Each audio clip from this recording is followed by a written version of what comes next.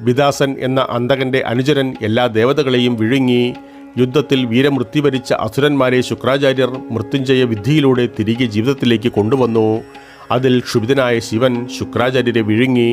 അതോടൊപ്പം വിദാസൻ മുൻപ് വിഴുങ്ങിയ ദേവതകളെ പുറത്തെടുക്കുകയും ചെയ്തു. ശേഷം ശിവൻ തൃശൂലത്താൽ അന്തകനെ കടന്നാക്രമിച്ചതിനാൽ അസുരന് പരിക്കേറ്റു. പരിക്കേറ്റ മുറിവിൽ നിന്നും നിലത്ത് വീണ അവൻ്റെ ഓരോ തുള്ളി രക്തത്തിൽ നിന്നും അന്തകനെപ്പോലുള്ള ആയിരക്കണക്കിന് അസുരന്മാർ പ്രത്യക്ഷപ്പെട്ടു. ശിവൻ എല്ലാ അസുരന്മാരെയും നിഗ്രഹിക്കുന്നതോടൊപ്പം തന്നെ ചണ്ഡികാദേവിയോട് ആ രക്തം കുടിക്കുവാൻ നിർദ്ദേശിക്കുന്നു.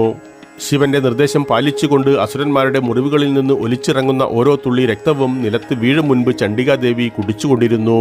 എല്ലാ അസുരന്മാരെയും നിഗ്രഹിച്ച ശേഷം ശിവൻ അന്തകനെ തൃശൂലത്താൽ കുരുത്ത് ഭൂമിക്കും ആകാശത്തിനും ഇടയിൽ തൂക്കിയിട്ടു. സൂര്യന്റെ കടുത്ത ചൂടും മഴയും സഹിച്ചുകൊണ്ട് അന്തകൻ വളരെ കാലം തൽസ്ഥിതിയിൽ തുടർന്നു. എങ്കിൽ പോലും അവൻ ജീവൻ വെടിഞ്ഞില്ല. ഒടുവിൽ ജീവരക്ഷാർത്ഥം അവന് ശിവനെ ആശ്രയിക്കേണ്ടി വന്നു. ശിവൻ അവന്റെ സ്തുതിയിൽ സന്തുഷ്ടനാവുകയും അവനെ സ്വന്തം ഗണധീശൻ, അതായത് എല്ലാ ഗണങ്ങളുടെയും അധിപനാക്കുകയും ചെയ്തു.